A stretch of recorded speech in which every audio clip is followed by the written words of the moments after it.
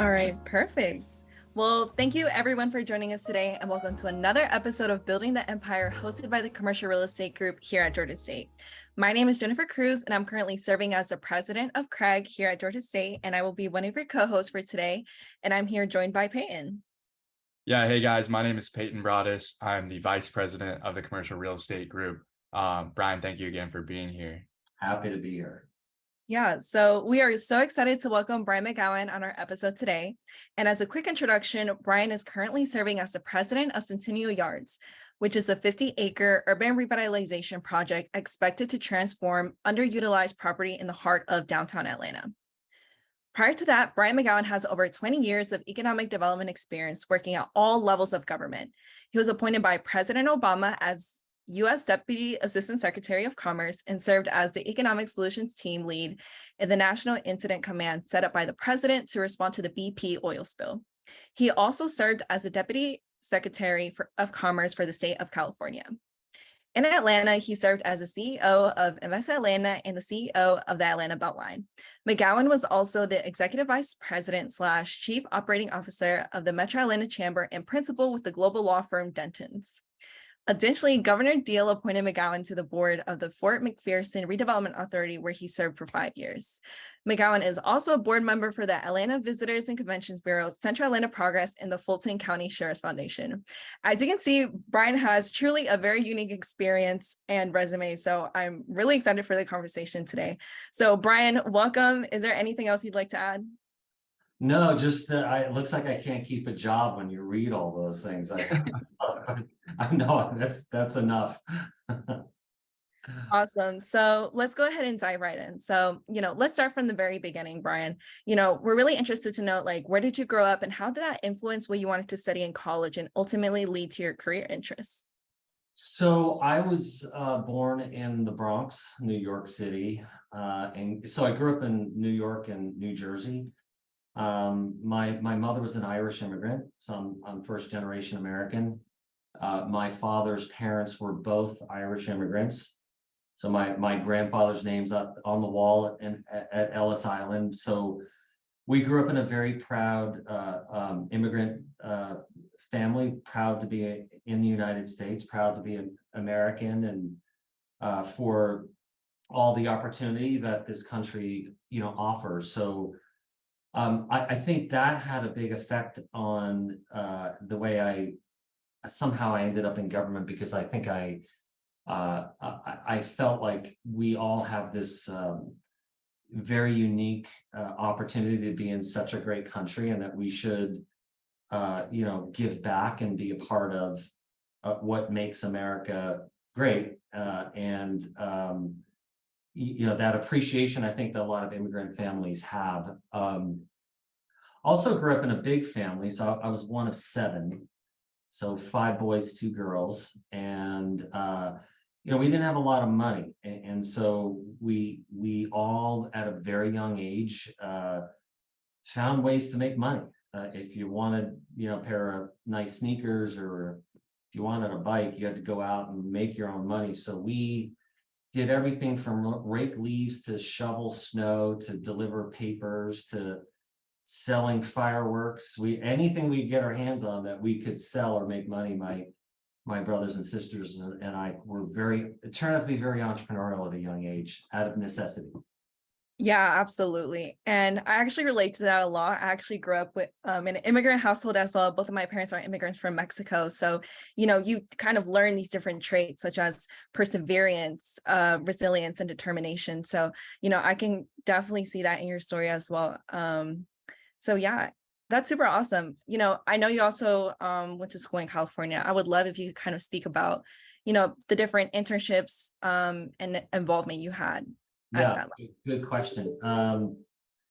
So when I was 18, or I was actually 17, my family moved to Southern California, to the Coachella Valley, Palm Desert, California. So I stayed, I was in New Jersey at that point. So I stayed and finished high school. So I graduated high school in New Jersey. And when I was finished, and I was living with a friend, when I finished, I moved to Palm Desert, California. So if anybody's ever been to New Jersey and Palm Desert, California, it would be like landing on Mars. It completely, like, everything's different in Palm Desert, California, and Southern California. So there was a lot of culture shock, but it was good. I didn't go to school right away. I actually worked as a laborer for a construction company for about a year. So my job, it was a Finnish carpentry company. My job was to stock all the apartment units for the carpenters to install the doors and the baseboards and the jambs and the closets and all that. So I did that for about a year, and after a year of doing that, surviving through a desert summer where the temperatures can get up to 127 degrees and you're doing that work outside, I decided I want to go to school. I needed to get back into college. So I went to a community college, and it was called College of the Desert in Palm Desert, California. And I went there for 2 years, and then I transferred to UC Riverside, the University of California, Riverside. And my senior year at UC Riverside, and I was working full-time jobs and commuting back and forth. I wasn't living in a dorm and living that fun life that you guys probably live. I don't know if you work full-time or not, but it was hard. And I had to, had some financial aid, but not a lot. But then I was my senior year at UC Riverside. I did 2 internships, so that at that point I was on my way to law school. I figured I would go to law school. So I did an internship with the district attorney's office in Indio, California. At the end of that internship, I loved it so much I wanted to do another internship. And I wanted to intern for a politician, for an elected official. And the professor at the time was the mayor of Riverside, California, a guy named Professor Ron Leverage, who encouraged me to go work for a city. He said, don't work for a politician, go work for a city. And so he's the one who got me an internship with the City of Palm Springs, California, Department of Economic Development. So my senior year, my last semester, I interned for the City of Palm Springs, and I loved it. And at the end of the internship, they offered me a full-time job. So that's how I got my first job, was through an internship. Yeah, that's awesome. And since then, you actually did have a wealth of different experience in the public sector across California. So, something that definitely stood out to me was, that you were the U.S. Deputy Assistant Secretary of Commerce to President Obama. Could you kind of shed a little bit of light on how you landed that role? Yeah, so I'll even go back one job, because I worked for Governor Schwarzenegger for a couple of years. So I was working for the county of San Bernardino in Southern California, and I was asked at that point. I was asked by Governor Schwarzenegger's office to help with a trade mission to China that the governor was about to embark on. And the reason they asked me is I had done several trade missions to China in a previous job. So got some notice and some press, and the governor's office somehow found out about it. So they called me and said, can we borrow you to help you do this trade mission to China that the governor was doing? And I, of course, said yes. And my current employer basically loaned me to the governor for a couple of weeks. And while I was in China working on that, I became friends with Arnold Schwarzenegger, the governor of California, and stayed in touch. And within probably a year of that, he called and offered me a job as Deputy Secretary of Commerce for the state of California. So I was working in the Schwarzenegger administration. I was there for a little over 2 years, and then Barack Obama was elected. So remember, Arnold is a Republican, although a California Republican, more like a Democrat in Georgia. But so I'm working for him, and I was commuting, going back and forth to Sacramento, lived in Southern California, but I went back to my hotel room for the president-elect's inaugural speech, President Obama's inaugural speech. And at the end of the speech, I was so inspired, because he said things like America is losing its competitive edge, and do we want our children to grow up in a place where, China's number one and America's not number one? And words like that just got me kind of fired up to the point where I was like, I want to go work in the Obama administration, but had no idea how you get those jobs. So I went back to my office and I started writing down names of people that I thought might know somebody who might know somebody who worked on the Obama campaign. And then I started calling those people just randomly. And some of them I knew directly, some of them I knew indirectly, and started asking everybody I knew if they would forward my resume, to somebody at the White House to consider for a job. So I did that for a period of probably 3 or 4 months, and then sort of just gave up on it. I figured, I don't know how you do this. And then suddenly I got a call. It was a voicemail that I had to play back for my wife because I thought it was like one of my friends joking with me, but it said, "This is so-and-so from the White House. Can you come to Washington, D.C. next week to interview with the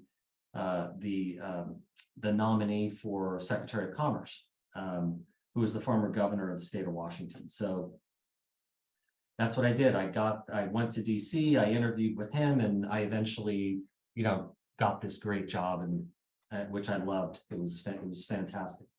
Brian, so I want to touch on that point of shooting your resume out to all these people. So one big part of our club is we help our members with professional development and their resume and interviewing. I recall in a previous interview that you did, you said you had been able to get your resume picked out of a stack of thousands. So I mean, do you have some like secret sauce or like what's That's a good question. You did your research, yeah.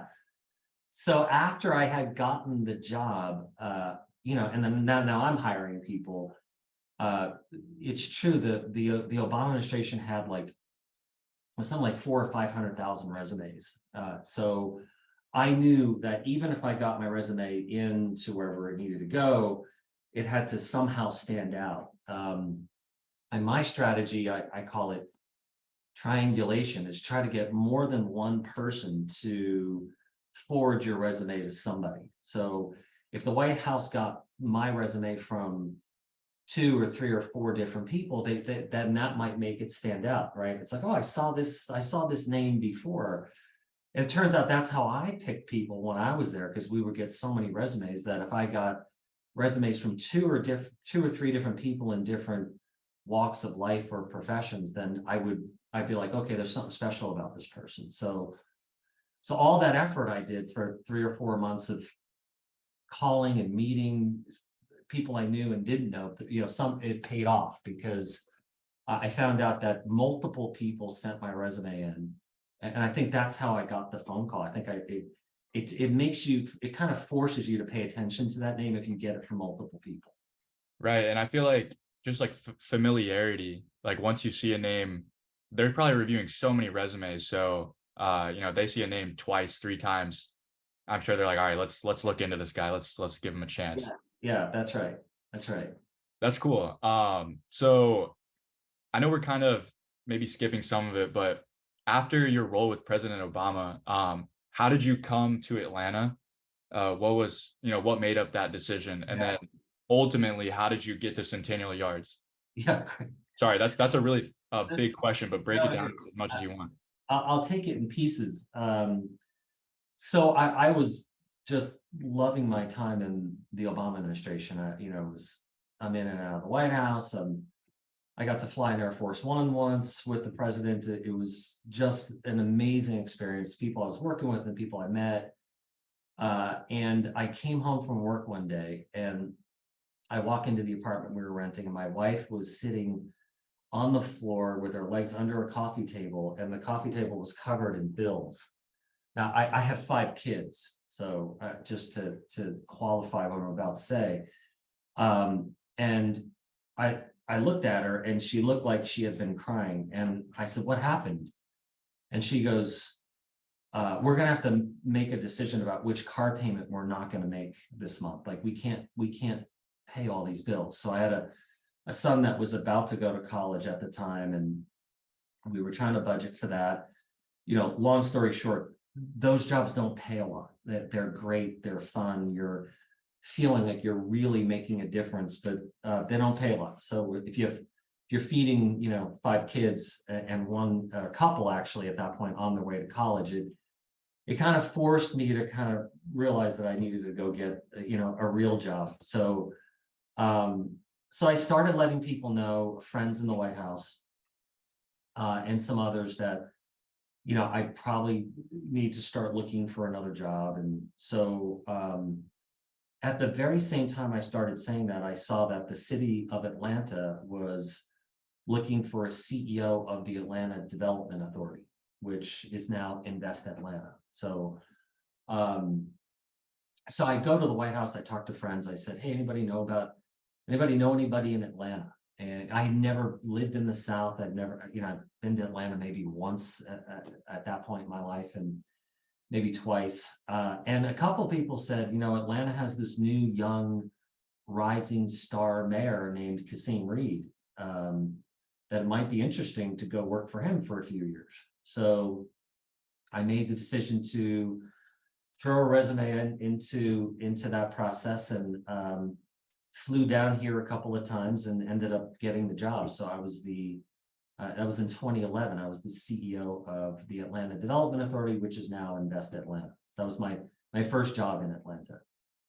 Okay. So obviously that's been what, 12, almost 13 years about. So you like Atlanta? I mean, New Jersey versus California versus Atlanta, you're kind of all over the map. How was moving to the South for the first time? I'm just curious because it was great. I mean, Atlanta was very, the South is,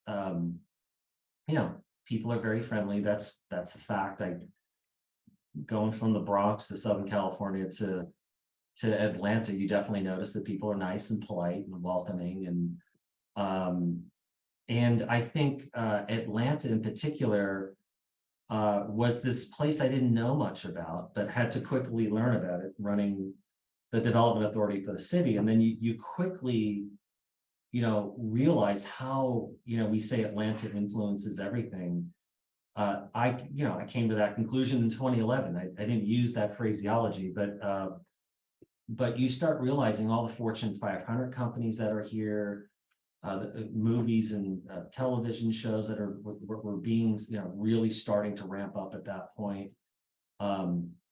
Martin Luther King and, John Lewis and Andrew Young and all the civil rights movement, and how it affected not just Georgia or the United States, but the entire world. So I quickly started going, wow, must be something in the water in Georgia that creates and inspires people to do great things. So it was a great experience. It was hard because the job I had was difficult and was very, high profile. So I was kind of like thrown in the deep end, the political deep end of the pool, and had to learn very quickly who friends were, who enemies were, the culture of the South, and in particular Atlanta being different than other places. So, but it was amazing. I fell in love with Atlanta, I'll tell you that. well, I'm glad to hear that.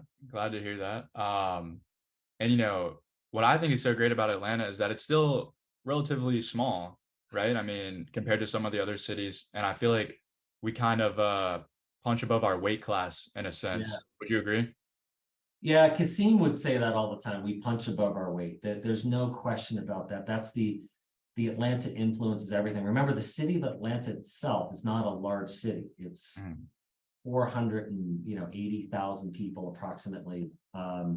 We're probably the 36th or 37th largest city in America. So that's just the city of Atlanta. Now, our region is 6 million people. Our region's larger, but you think about the oversized influence that the 36th, 37th largest city in America has globally. It's impressive. It's like we should all. I think a lot of times people live in places don't realize how great the places that they live in. They think other places, are better, or the grass is always greener. But, Atlanta, there's a measure that, that comes up in some studies and rankings of stickiness. So stickiness is, if somebody moves to a city, how likely is it that they'll stay in that city or that they'll move again? Or if they move away, will they move back? So Atlanta is a very sticky city because, people like I actually moved away. So, and we can talk about that, but I moved to Seattle and then came back. So I'm living proof that Atlanta is a very sticky city. I just, again, like I said, fell in love with it and I missed it every minute that I was gone. And I think right now you're seeing a lot of, because of what you said, I think, number one, we are seeing kind of costs go up, rent is going up. It's not an inexpensive city to live in anymore. That used to be the draw. But the opportunity to influence, culture and music and art and business are it's probably second to none because of the fact that it is a smaller city. So you pick up and move to New York City or Los Angeles. These are cities, they're massive cities, 8, 9, 10 million people living in the city or in the regions. It's very hard to kind of get your footing. It's very hard to get access to, the leaders, whether they're public or private sector. Atlanta's different that way. You're right. It is a smaller city. So it's easier to get access to, I was always impressed by, Congressman Lewis, our civil rights icon. Before he passed, you'd see him everywhere. I'd be at a restaurant and when I first moved here, I think I was here for 6 months and I'd look across the restaurant and I see John Lewis sitting there. He doesn't know who I am. And I had my sons with me and I'm like, oh my God, this is living history, this man right here. Can't say that in a lot of cities in America where you're just going to be sitting there and running into these, globally influential moral leaders. You can go to LA and run into a movie star, right? That's not a big deal, but Right. to run into Andy Young or John Lewis or, Keisha Lance Bottoms, like that's pretty, or if Stacey Abrams, I can go on and on. I got to be careful. I'm naming names. I'm leaving off 100 names. It's just, there's not many places in America like Atlanta. It's a very unique place because of that. Yeah, Atlanta is definitely really unique. And I think, for us going to school, in downtown Atlanta, it's been truly an amazing experience because I think that's also what led me to Georgia State is, just being in the heart of the city. And as you mentioned, being somewhere that's very influential. But I'm kind of curious to know. So I'm going to be doing the backwards of what you did. So I'm going to be going from Atlanta to New York. And we always, advocate to the students in our club to, go out to a new city and kind of see what you think, during an internship. So I'm kind of curious to know, how do you go about, learning the landscape of what's going on in the city and how do you implement that into the work that you do? Well, that is a great question too.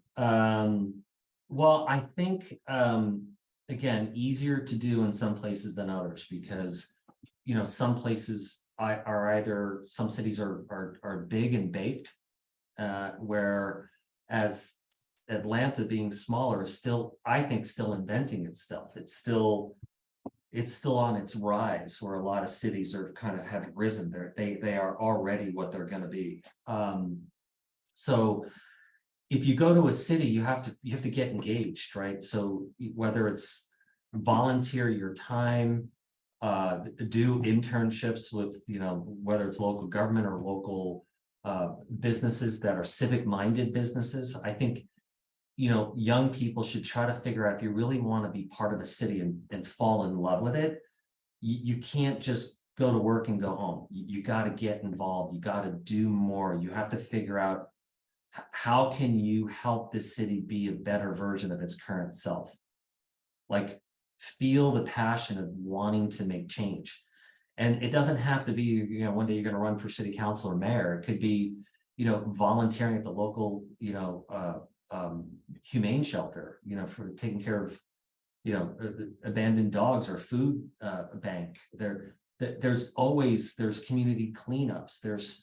There's so many ways to get engaged in cities and volunteering your time to do that. That's how you're going to learn the character of a city, and that's how you're going to fall in love with the cities. When you give of yourself to a place, then that place tends to give back to you more than you would have anticipated. And I think that was my experience in Atlanta, was that, I not only fell in love with Atlanta, but I think, Atlanta really loved me as well, because I gave a lot of myself to Atlanta, and a place will give back to you if you give of yourself. Yeah, I think Atlanta's very welcoming and loving city, at least from what I've heard, compared to maybe some other bigger cities.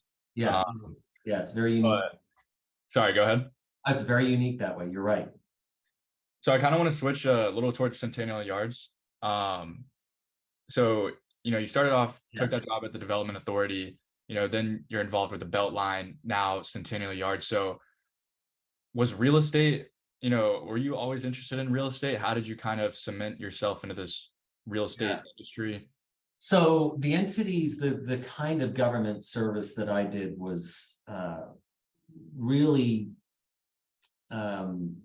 its foundation was in real estate. So these development authorities, whether it's Invest Atlanta or the Atlanta Beltline, are real estate based. So they use property to create affordable housing, to create jobs, and other opportunities for people, and to help cities grow and be more innovative and be more economically successful. Real estate becomes the basis of that. So the entities that I've worked in were either acquiring real estate or providing incentives for other developers to buy real estate and create affordable housing or create jobs. That could have been a Fortune 500 company that's looking to create a new headquarters or regional headquarters for itself. They typically, they come to a city like Atlanta and they start looking for real estate. Like, where are we going to move our company? And, economic development, which is my profession, that's what we do. We help companies locate new places. We use real estate to help create affordable housing. In the case of the Beltline, it's revitalizing abandoned property to create higher value, which is what the Beltline is. And so all of that is real estate based. And I always felt like at some point I wanted to be on the other side of the fence. So instead of being on the government side negotiating with private landowners and private developers and private companies, I wanted to be on the other side and see what that felt like. I think a big part of my drive in my career was like, when I was working at the local government level, I'd work with people at the state level. And then I wondered what it would be like to work at the state level. So that caused me to want to go work for Governor Schwarzenegger, or same thing at the federal level. And so I just got to a point in my career where I felt like I wanted to maybe end my career or begin the ending of my career in the private sector, for lots of reasons. And then it's like, well, what's most conducive for somebody with an economic development background like mine, and real estate, was the answer. So I got a call randomly. I actually wasn't even actively looking for a job.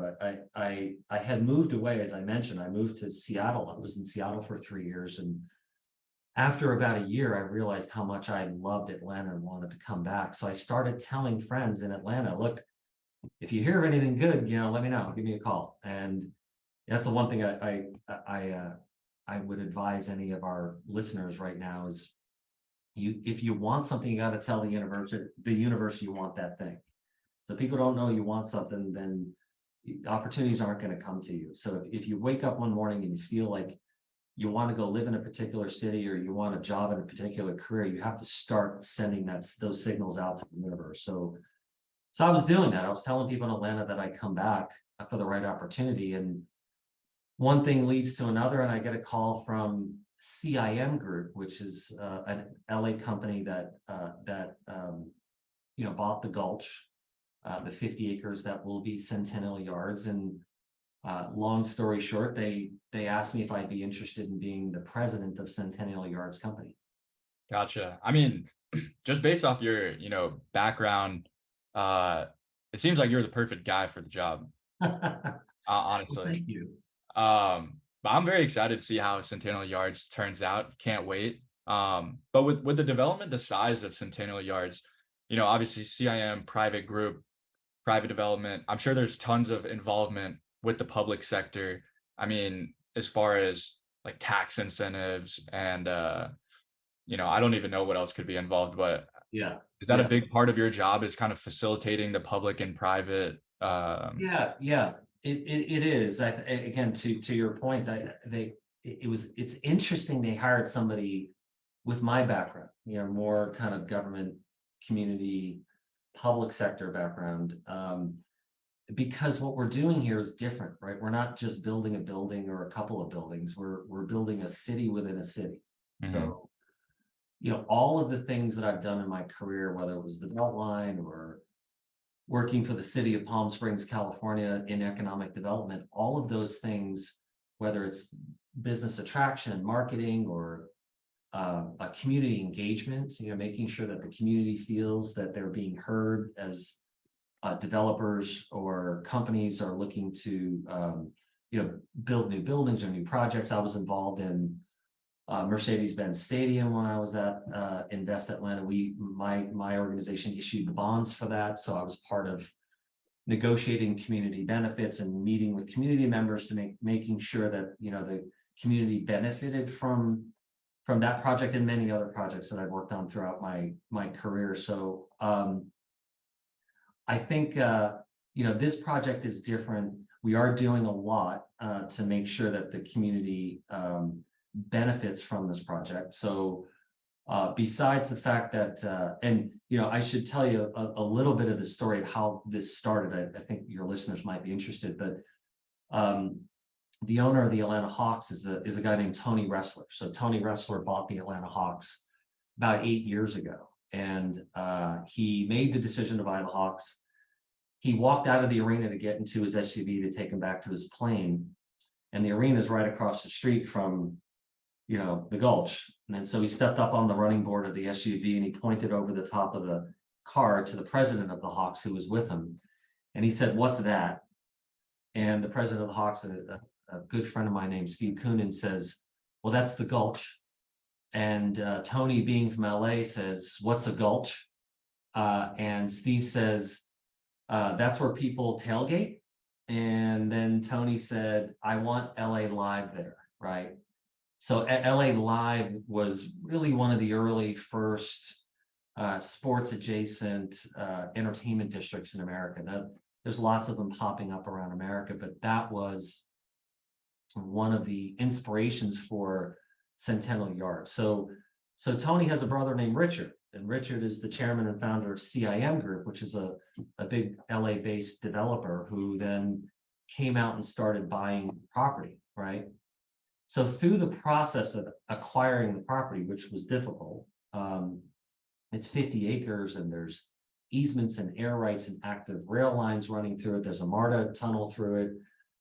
Every government entity owns a remnant parcel somewhere in there because it's never been developed, right? It was rail yards for so long. Then the rail yards disappeared. That all of that really required a true public-private partnership. So there's no infrastructure. So there's no water and sewer and power. So you can't just build a building and kind of plug it into the outlet at the street, right? There is no street, there is no outlet. And so because of that, some incentives had to come with the property. The reason why the property was vacant, and there had been 12 attempts to develop that property, at least 12 attempts to develop that property before us, that all didn't materialize for one reason or another, but primarily because it was difficult. There's 12 different owners. As I mentioned, there's easements, there's air rights, there's no infrastructure. And so CIM began the process of negotiating for incentives from the city and the state, which they got those incentives to help offset the cost of the infrastructure. So that kind of made it possible to actually develop this property, because no private entity would have taken it on without it, because cities you pay taxes to cities because they're supposed to use that to provide those services, those water, sewer, power. None of that existed. And so we as a private company have to create that. We have to build that. Long story short is it took 7 years. It took 8 years actually to get us to the point where we could break ground and start building buildings. And so through the process and the negotiation with the city, we agreed to that 20% of all the units we build will be affordable at 80% of area median income for 99 years, which is a big commitment. We also agreed that 38% of our contractors will be minority female business enterprises. So that's 38%. That's a big number. We also agreed that we would hire people from Atlanta, the city of Atlanta, for some of the entry-level jobs. So working with the local technical schools and job training programs to make sure we're hiring people from Atlanta to actually build the project. And we also, gave the city of Atlanta last fall a check for $33.5 million to use for equity and inclusion initiatives throughout the entire city. And so we really feel like we're working hard to make sure that the community that we're giving to the community, that was part of the negotiations in the city required us to do a lot of those things in order to get the incentives. But at the same time, CIM and the Atlanta Hawks, who are part owner of this project, it was the right thing to do. This is Atlanta, and that's the Atlanta way. That's how we operate here. We work together, the public and the private sector, to make sure we're solving difficult problems. Man, I can't wait to see all this materialize. I'm super excited. Yeah, good. I am too. I'm glad to hear that. I mean, it's going to be, 8 million square feet. So you guys both know the Bank of America Tower, it's right around my window. That's 1 million square feet. So next time you look at it, multiply that. 8 of those is how much square footage we're going to be building in the project. So, and it's mixed use. There's going to be, bars and restaurants and music venues, which I'm really excited about, is creating, a really cool place for people to come and hang out and experience Atlanta's culture and art and music and food. But there's also going to be housing opportunities, apartments and, offices for new companies. It's going to revitalize downtown Atlanta. It's going to change downtown Atlanta. I mean, we always, people overuse the word transformative, but this is a $5 billion, 8 million square foot project in downtown Atlanta. It'll be 4,000 apartments. So that's 7,000 new people living downtown with new jobs and, new business opportunities. So it's going to be extraordinary. Yeah, I'm really excited about this as well, especially because, at Georgia State, we usually have to travel to like Midtown or Buckhead to do like anything of what you're mentioning at Centennial Yards. So it's going to be really exciting when we can actually go to, our backyard and experience something like Centennial Yards. That's good. Yeah. So yeah. Well, Brian, we're coming up on time here. And as most of our listeners are college students and young professionals early in their career, what are the top 3 pieces of advice you would give them? Well, that's a good question too. So 2 of these I learned from President Obama. So President Obama had 3 rules for everybody who worked on his campaign, and also these kind of transformed into the way he operated the administration. So the first was build it from the bottom up. That's not the advice for you all, but build it from the bottom up meant like, we're going to be creating programs that are designed to help people that need help. And so you should always create a policy or a program thinking about the people you're trying to help, not creating some elaborate policy and trying to force it down and assuming that it's going to have the effect that you want on people. But the other 2 takeaways was treat everyone with respect. So that's advice I give to everyone, including my own kids, who are adults now, but the world has a funny way of kind of working in a circle, right? If things come back around. So people watch the way you treat other people, and then those people who you treated bad or good tend to come back into your life.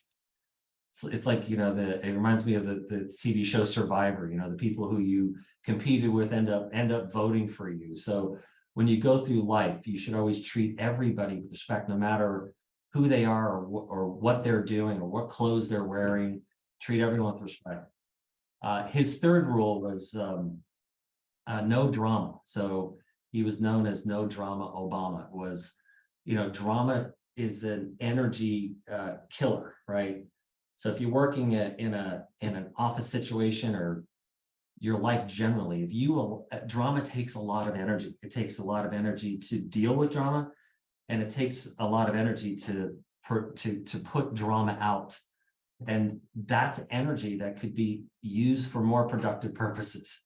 So treat everyone with respect, no drama. And my personal piece of advice for my kids, I have 5 sons, is the difference between extraordinary and ordinary is usually not that much. It's just the person who's extraordinary might have spent, 10 more minutes studying or 20 minutes longer in the gym. Be more than just average. And to be more than just average usually takes just a little bit more, not as much as you think. So, spend that extra hour studying, spend that extra hour, sending out those emails and those resumes. Send one more resume if you're looking for that job. Like make that extra effort. I think for me, I've been very fortunate, lucky, the life I've lived and opportunities that I've had and the people I've been around, but it's not magical. That doesn't happen. No one hands you anything. You have to make your own future. And so put the effort into that, right? You're worth it. Make the extra effort. Put down the TikTok, put down the phone, don't have that extra beer because you got to get up in the morning and go to the gym, whatever it is, make sacrifices for your future because it will pay off in the long run. Yeah, I absolutely love that. And that's something I also really try to implement into my life is, it's these little small differences. That 1% really makes a huge difference over time. Yeah. So I love that. Well, Brian, thank you so much for spending time with us today. I absolutely love this conversation. I know it's going to be very valuable to everyone who listens it. So Well, you guys are great. This was fun. So, we hope to have you more involved with Georgia State University. And so thank you everyone for tuning into today's episode, and we'll see you in the next one. Awesome. Thanks so much, Brian. This was great, this was a great one. This was our second episode. So I think our viewers are gonna absolutely love this. All right, cool. That's awesome. Well, glad you guys enjoyed it. You guys are awesome at what you're a good team, by the way. It was I've done many of these. This was one of the better ones. This was fun. Your questions were really good and you're both very engaging. So you guys did a great job. This was fun. Thank you, sir. We really appreciate that. All right, guys. Have a good one. Bye. Take care. Bye.